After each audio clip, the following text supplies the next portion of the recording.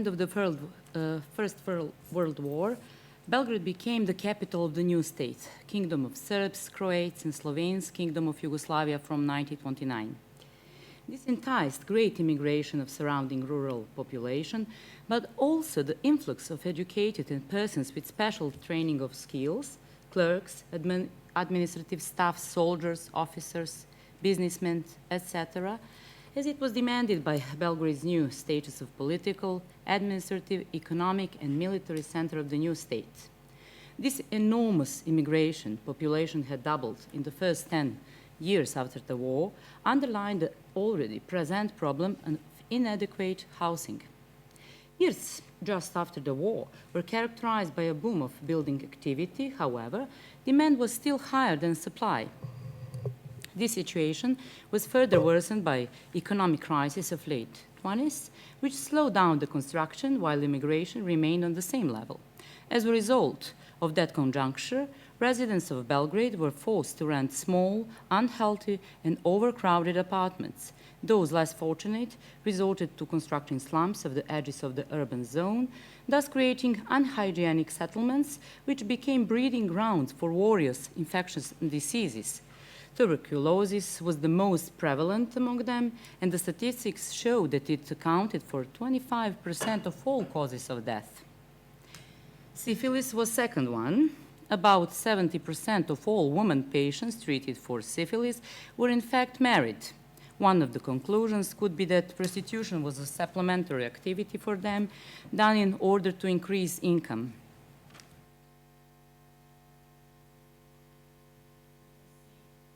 Stable construction of dwellings and population growth ratio in Belgrade during that mentioned years, and what trends could be observed.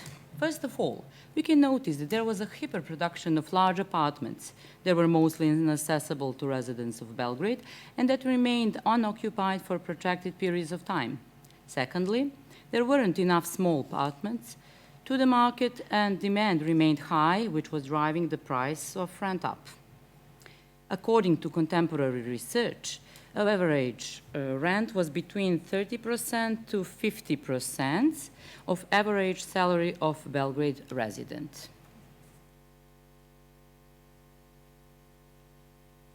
Property structure of Belgraders. This table lists only Belgraders who had income, because the remaining 46% were dependent persons, pupils, students, soldiers, etc. And on average, family of 4 members in Belgrade needed to have a minimum income in range between 1,080 till 1,090 dinars, Serbian dinars. 50% of Belgrade families had monthly income less than that. That table, all of them was officials, and especially you can see small stratus of economically rich citizens, which was retailers, industrialists, entrepreneurs, and independent owners of various companies, hotels, large workshop, you see them, doctors, lawyers, senior bureaucrats. They don't have problem with housing, but that one official servants, all of kinds, pensioners, artisan farmers, qualified workers, and unqualified apprentices and warrior servants have that problem. And now, we can ask another question. What was the quality of apartments from hygiene and healthcare point of view? They were very bad because rentiers, you saw some pictures from Belgrade Municipal Journal, and because renters and owners were driven solely by profit, so there were occurrences that modified sheds and storage rooms were rented. Also, newly constructed buildings lacked proper ventilation and natural lighting. You see that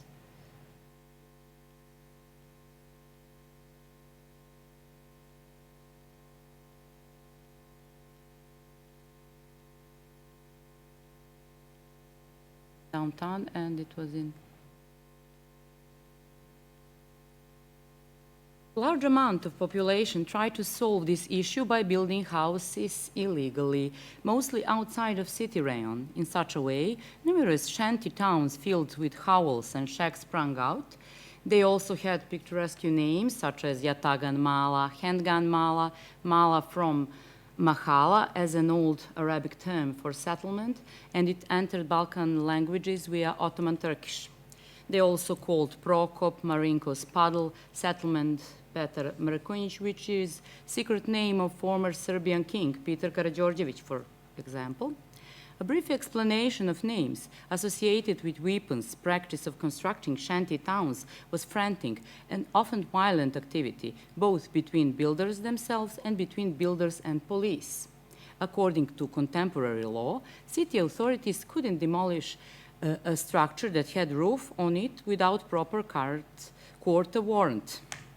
Of course, obtaining warrants for demolishing included arduous paperwork, so police generally let owners of hovels that managed to construct a roof get away with it. Builders, on the other hand, attempted to finish construction in a single night, often by constructing 4 pillars that could support a roof, and then by improvising walls, by hanging curtains, carpets, or gluing cardboard. As it was mentioned, such process often involved violence, as it is reflected by contemporary expression, building by the gun and knife.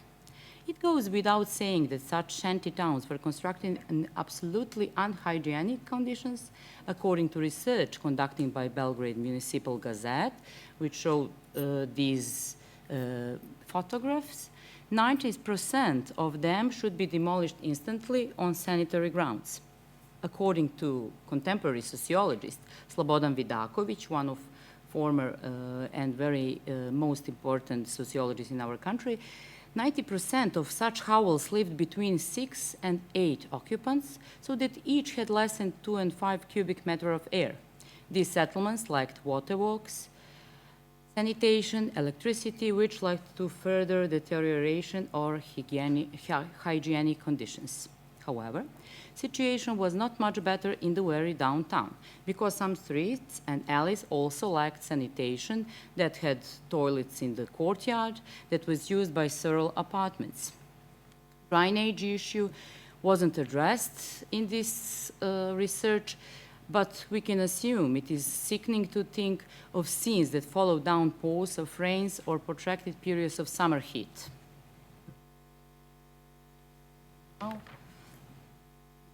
Common feature of all these apartments, you can see from, yes, it's about that contemporary problem of infant mortality. You see in this complex table, comprising from a single room and kitchen, was their overcrowdedness. On average, family of 4 lived in 6 to 8 square meters, 10 to 15 cubic meters of air. Hygiene was terrible. For example, 80% of the sick with tuberculosis sleep in the same room with those who are healthy. 2/5 of that number slept in the same bed with their children. Consequently, children mortality rate was very high. You see that 220 out of 1,000. Belgrade Anti-Tuberculosis Dispensary survey of 1930 found out that among 4,665 examined dwellings, 50% were absolutely unusable and murderous, while 40% was usable. In general, tuberculosis as a cause of death of every 4th Belgrader. Table of tuberculosis death you can see in by professions. Very sad. We can see that people that live in best conditions with access to best health care live on average 58 years. As you see, waiters live only 27 years, and for example, barbers 42, and best was, no one was best.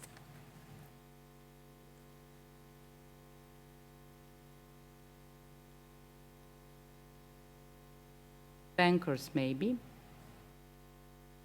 And now, second problem was nutrition.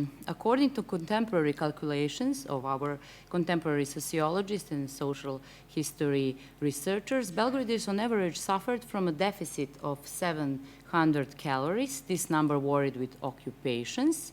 For example, baker's calorie intake was at 50% of average daily need. Belgraders were chronically malnourished, which was good breeding grounds for illness in all kinds.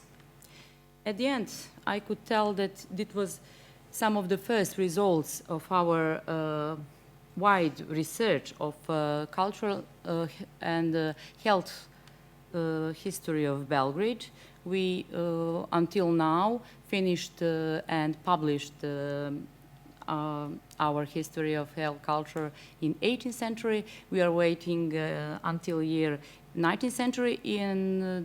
On this conference, I present one of the first results for 20th century. And this information enables us to take a sobering look on interwar Belgrade, which is often portrayed in a romanticized fashion in literature, art, film, and even academic or scholarly work as positive to live in Belgrade. The statistics and photo documentation cast a different light on our subject, allowing the emergence of much darker side of Yugoslav capital in this period.